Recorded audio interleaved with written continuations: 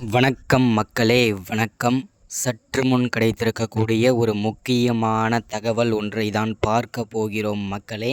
சற்று முன் திமுகவின் முக்கியமான பொறுப்பில் இருக்கக்கூடிய திமுகவின் அமைச்சர், விளையாட்டுத்துறை அமைச்சராக இருக்கக்கூடிய அமைச்சர் உதயநிதியை தற்போது அதிரடியாக அமலாக்கத்துறை கைது செய்து புழல் சிறையில் சற்று முன்பு அடைக்கப் போகிறார்கள் என்று தகவல் வெளியாகி கொண்டிருக்கிறது மக்களே.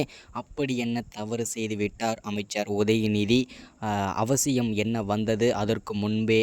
அது மட்டும் இல்லாமல் இதற்கு முன்பு 30,000 கோடி ஊழல் வழக்கில் தற்போது சிக்கியிருந்தார். அதைத் தொடர்ந்து தற்போது புழல் சிறையில் அடைக்கும் அளவிற்கு தவறு செய்துவிட்டு அமலாக்கத்துறையிடம் சிக்கியிருக்கிறார் அமைச்சர் உதயநிதி.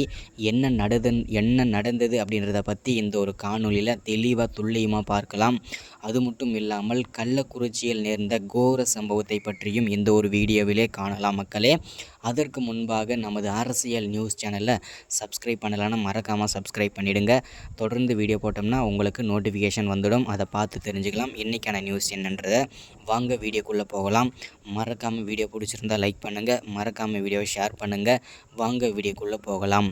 சற்று முன்பு கிடைத்திருக்கக்கூடிய ஒரு முக்கியமான பரபரப்பான தகவல் என்ன அப்படின்னு கேட்டிங்கனாக்கா, திமுகவின் முக்கியமான பொறுப்பில் இருக்கக்கூடியவர் தான் அமைச்சர் உதயநிதி அவர்கள். விளையாட்டுத்துறை அமைச்சராக பொறுப்பேற்று சிறப்பாக தனது பணியை செய்து கொண்டு வருகிறார் அமைச்சர் உதயநிதி.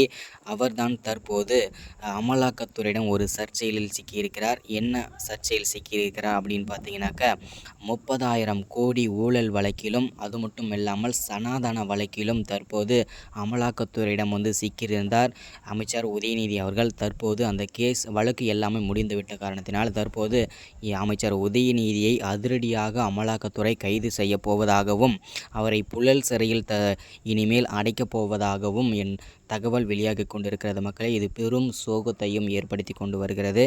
அது மட்டும் இல்லாமல் பல கோடி ரூபாய் மதிப்பிலான போதைப் பொருட்களை தனது கொச்சி பண்ணை வீட்டில் பதுக்கி வைத்திருப்பதாகவும் தகவல் வெளியாகி கொண்டிருக்கிறது மக்களே. அமைச்சர் உதயநிதியின் பண்ணை வீட்டில் கோடிக்கணக்கான போதைப் பொருட்கள் சிக்கியிருப்பதும் பெரும் அதிர்ச்சிக்குள்ளாயிருக்கிறது மக்களே. அதையும் அமலாக்கத்துறை கைப்பற்ற போவதாகவும் தகவல் வெளியாகி கொண்டிருக்கிறது மக்களே. ஸோ இதுதான் இந்த வீடியோவில் நம்ம அப்டேட்டாக கொடுக்கறது. அது மட்டும் இல்லாமல் திமுகவின் முக்கியமான அமைச்சர்களும் மூத்த குடி அமைச்சர்களும் இதில் சிக்குவார்கள் என்றும் எதிர்பார்க்கப்படுகிறது. அதை நம்ம பொறுத்திருந்தான் பார்க்க வேண்டும் மக்களே, யார் யார் இந்த சர்ச்சைகளில் சிக்கப் போகிறார்கள் என்று.